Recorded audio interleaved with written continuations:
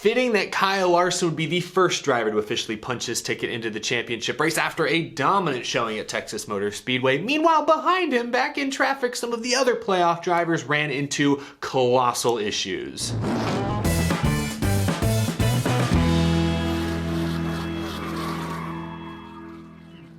How's it going, y'all? My name is Eric. Welcome to Out of the Groove Texas Race Review Edition. First race of the round of 8, and I know nobody has Texas Motor Speedway circled on their calendar, but today's race delivered plenty of intriguing storylines. Many playoff drivers made mistakes. Some drivers put themselves in bad spots or got caught up in other people's messes. Kyle Larson did what he's done all season long and dominate. So we have no shortage of topics to discuss here today, but before we get to everything Texas, everything NASCAR playoffs, this episode is sponsored by Aleve. Aleve is available at Walmart. More hours of pain relief in every dose. Fewer pills, proven relief all day long. That's Aleve. Again, available at Walmart. Thank you to Aleve for sponsoring this episode of Out of the Groove. Where should we begin? Let's start with Kyle Larson. We'll talk about the top finishers. We'll discuss the playoff drivers who had big issues today. We'll look at the playoff grid, and then we'll put this thing on the Groovy gauge at the very end. It's Texas, so you gotta look forward to that segment. But let's start with Kyle Larson. Kyle Larson wins his 8th race of the season, 9th if you include the All-Star race, which was also at Texas Motor Speedway, so he sweeps the TMS weekends. Should have swept all 3 Texas races this year because he probably would have won Circuit of the Americas if not for rain calling the race early. There's not much else to say about Kyle Larson's dominance other than just that. He was dominant today, despite, I think they said 7 restarts in stage 3, just in stage 3. And there were a lot of wrecks and cautions early in this race. He held the lead throughout stage 3. Yes, clean air, huge advantage with this package at Texas Motor Speedway. I think if William Byron had ever gotten the lead and been able to control the restarts, he probably would have won this race, but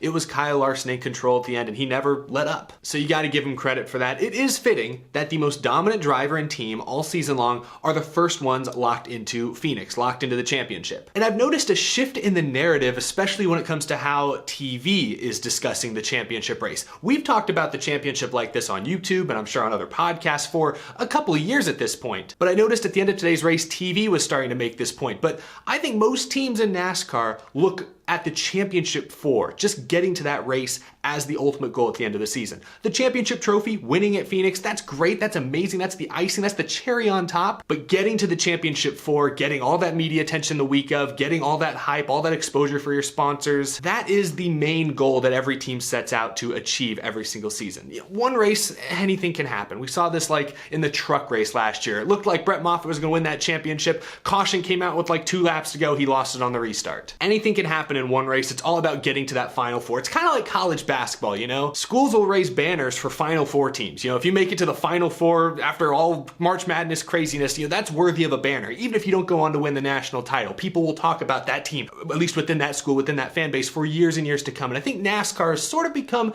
the same way. Championships still matter. We obviously talk about the champion when it's all said and done, but getting to the championship 4 is an amazing goal in and itself. And I know Kyle Larson's team is obviously going to try and win the championship because that is the ultimate goal, but just getting to the championship 4 with this format, with how competitive NASCAR is, especially with the top 3 or 4 teams, the big super teams being so close together, it seems, that is still a very worthy accomplishment, deserves to be talked about. I think years from now, when we look back at this era in NASCAR, we'll talk about who won the championship, sure, but we'll look at drivers like Kyle Busch, Kevin Harvick, Denny Hamlin. We'll talk about drivers who seemingly every year are in the championship 4, and we'll look at that consistency as being almost, if not just as impressive as, you know, Kyle Busch winning 2 championships in the knockout round format era. That's just my take, but I feel like we've sort of been talking about that for a couple of years now. It was interesting to hear Jeff Burton and Steve Letarte, I believe, kind of talk the same way on NBC during post-race coverage today. Anyway, Kyle Larson, first driver locked in, gives him the most, more weeks than everybody else to focus on Phoenix, gives him an additional advantage there, so congrats to him, deserved the win today. Now let's talk about the rest. And I put up the top finishers, as you can see right here. William Byron, not in the playoffs anymore, finishes 2nd. He was right there with Larson on all those final restarts, but could never quite inch ahead of him. Christopher Bell, another driver who was just eliminated from the playoffs, was very solid in this race, but had fresher tires at the end and took advantage of all those late race restarts to get up to 3rd. Brad Keselowski in 4th is the next best finishing playoff driver behind Kyle Larson. I didn't see this coming. And after Keselowski, I know Harvick, also recently eliminated, had a really good day today, finished 5th, one of his best races of the season. Shame he's obviously eliminated from the playoffs at this point. But then Ryan Blaney in 6th. So you have Larson winning, but then the next 2 best finishing playoff drivers both come from Team Penske. That shocked me. I know Joey Logano blew a motor, and we'll talk about how that affects his playoff standings in just a few moments. And I know Logano also didn't collect any stage points, but Brad Keselowski and Ryan Blaney were very impressive today. They were up in the top 5 most of this race, especially the second half of this race, and that shocked me, because all year long, when it comes to these mile and a half, these 550 horsepower intermediate tracks, we've looked at Hendrick Motorsports. They've been the class of the field. Kyle Larson especially, but Alex Bowman at times. William Byron has a win at Homestead Miami this year. Even Chase Elliott's usually competitive. Hendrick is the team to beat at the mile and a half. But recently, go back a few weeks to Las Vegas,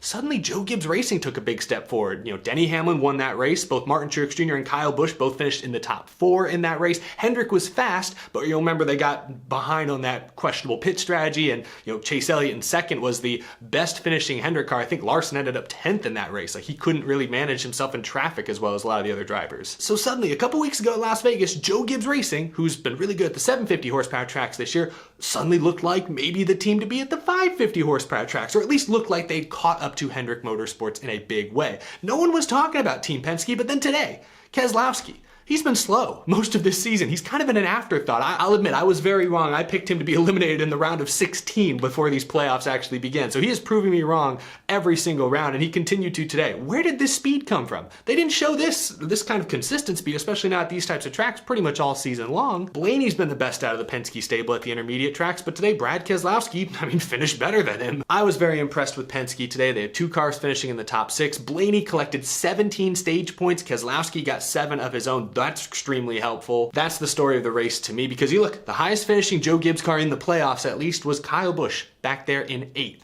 Denny Hamlin had a top 10 car most of the day, but he had issues. He roughed up a couple Penske drivers, ran Logano wide in turn 4, then looked like nudged Keselowski out of the groove on one of the late race restarts, and then he got doored by Blaney in the middle of 3 wide, and that cut Hamlin's tire down. He was then caught up in that Chris Buescher Chase Briscoe wreck. Busch and Hamlin collected some stage points, sure, but they were not as consistently fast as the Penske drivers today. Martin Truex Jr. was a complete no-show, and then he wrecked himself in the closing laps. I know TV was trying to pin that on Suarez for a while until Jeff Burton started finally speaking some sense, but Suarez held his line. Drivers are full throttle through 3 and 4. Everybody knows it. You can't lift there. If you do, you're going to lose 3 spots. And Truex just came down. Suarez was right there on the white line, held his line. Truex wrecked himself. I know it was an accident, but I was shocked TV seemed to be throwing the blame towards Suarez at first. Anyway, Truex wrecked after being a non-factor all day long, so Joe Gibbs Racing was a disappointment today, is all I'm saying. Penske looked better than Joe Gibbs today. I did not expect that after what we saw at Las Vegas a few weeks ago. Anyway, I'm bouncing all over the place. Chase Elliott began today in a pretty deep hole. They failed a pre-race inspection twice, so they had to start at the rear of the field, but he quickly sliced and diced his way into the top 10, up into the top 5. He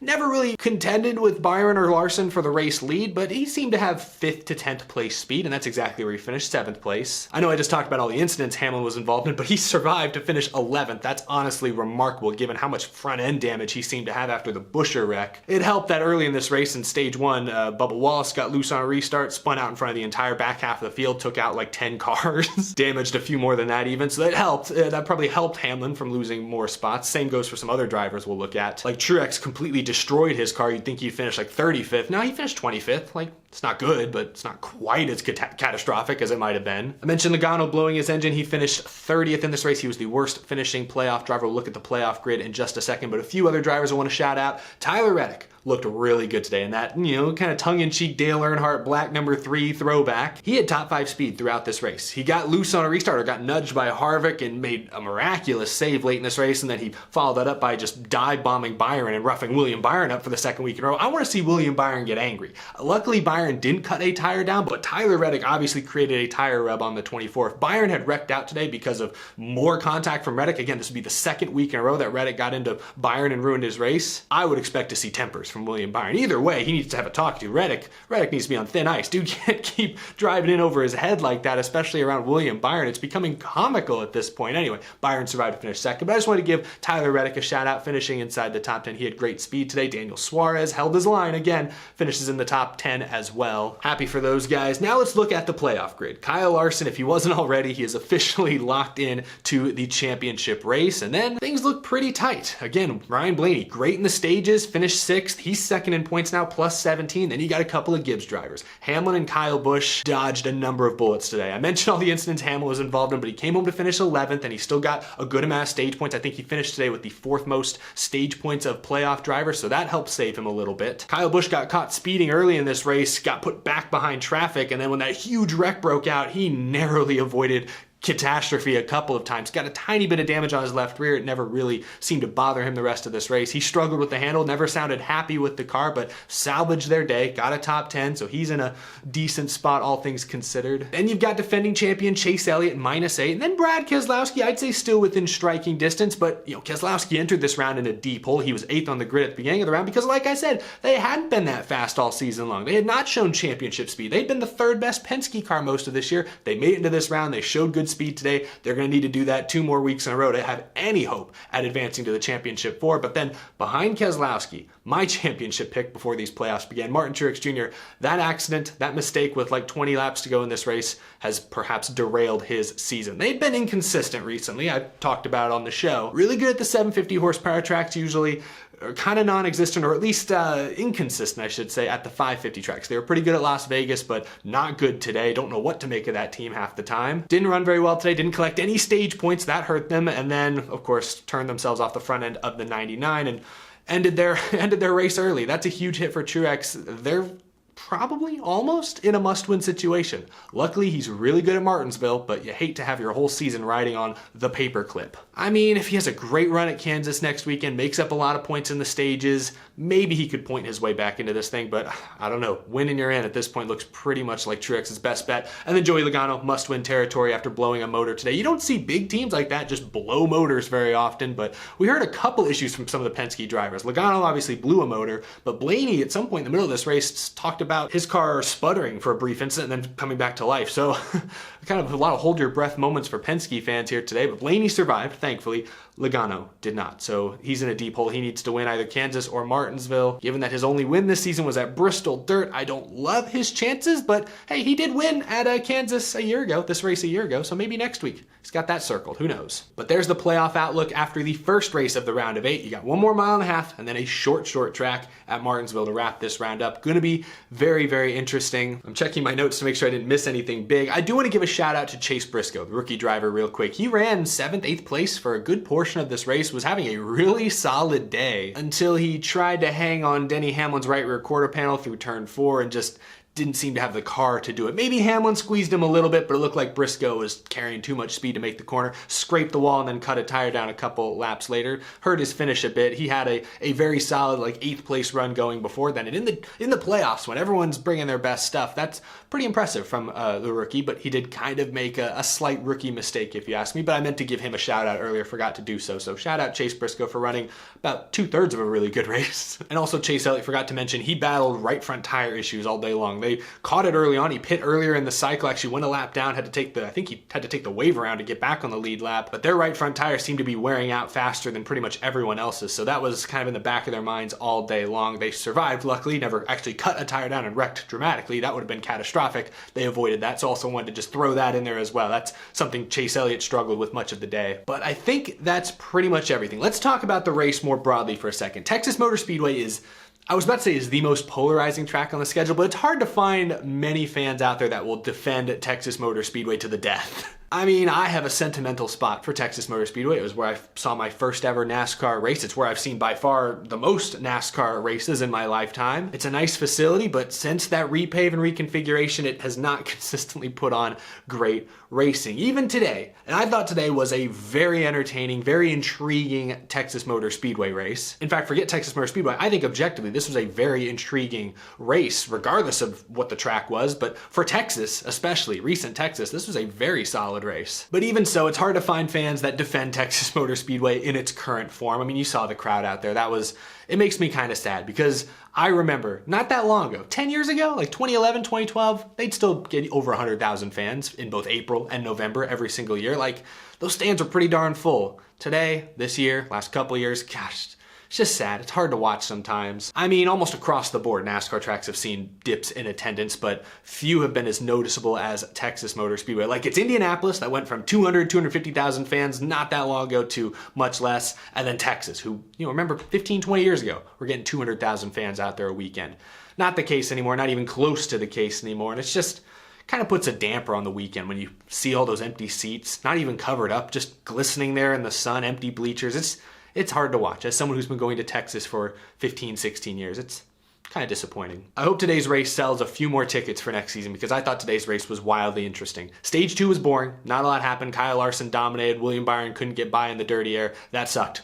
Typical Texas, typical 550 package problems, was not great. But stage 1 was a textbook strategy race. Some drivers opting to run hard and then pit late in the stage. Other drivers opting to save fuel. Ryan Blaney running like 30% throttle on the straightaway for 5-10 laps to barely make it on fuel and finish second. Like, that was good drama. That was interesting. Not to mention he had the big wreck on the restart. That was, spectacle. Threw some spectacle in there. I thought stage 1 was fantastic. Stage 2 was dry. And then stage 3 got a little sloppy, but at least most all of the incidents derived from playoff drivers making desperate aggressive mistakes. Martin Truex Jr., every position matters. Came down a little bit, squoze Daniel Suarez and wrecked himself. Danny Hamlin, Ryan Blaney trying to get every position possible. Oh, rub a little bit, cuts Hamlin's tire down. Chris Buescher maybe tries to block Kyle Busch a little too late. Kyle Busch doesn't lift. Buescher goes sliding. I forgot to mention that Anthony Alfredo took a big hit, scary fire in this race. I'm glad he's okay. Another thing I forgot to put in my notes, but that was a big deal. I think I forgot to write it down in my notes because my jaw hit the floor. I was watching the television very closely. Glad he's okay. But at least most all of the incidents happened because drivers near the front of the field were making aggressive moves. We're going for it. We're trying to get very important positions, very important spots. So I can forgive some sloppiness here and there when drivers are racing really hard for something that really truly matters late in the race. But yeah, the pace got slow. The race was at least 3 hours, 45 minutes long. It was closing in on 4 hours by the time that overtime got lined up. So it was a long race for sure, but not a boring race if you maybe set aside stage 2. But first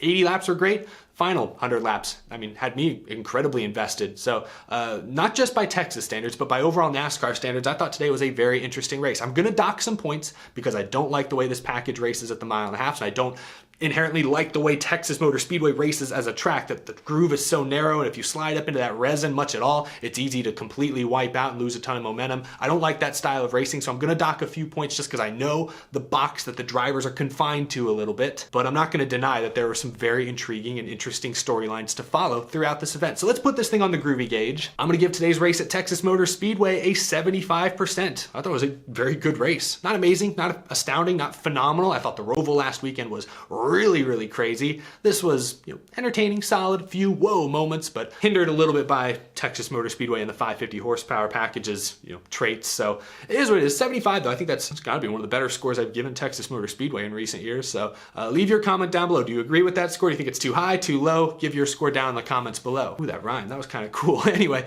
thank you guys for watching. I really appreciate it. That's gonna do it for this Texas race recap. Be sure to subscribe if you're new to the channel. The championship is coming up quick, so there's a lot to talk about. You're not going to want to miss any future Out of the Groove episodes. And as always, a huge thank you to my amazing Patreon supporters. I couldn't do this show without your continued support every single month. I greatly appreciate it. Thanks again for watching, y'all. I hope you enjoyed today's race. Congrats to Kyle Larson. That'll do it. We have a lot to talk about this week before Kansas. I'll see you again very soon.